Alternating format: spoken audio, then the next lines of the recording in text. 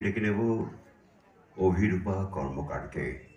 অভিরূপা কর্মকার হেমন্ত মুখোপাধ্যায়কে শ্রদ্ধা জ্ঞাপন করবে নবপ্রজন্মের শিল্পী অভিরূপা। আপনার গান শুনুন, আপনাদের মনকে ছুঁয়ে যাবে অভিরূপার গান। নমস্কার, শুভ সন্ধ্যা সবাইকে জানাই। আজ শ্রী হেমন্ত মুখোপাধ্যায়ের জন্মদিনে প্রাণের অনুরণনের এই স্টেজে গান গাইতে পেরে আমার খুব ভালো লাগছে।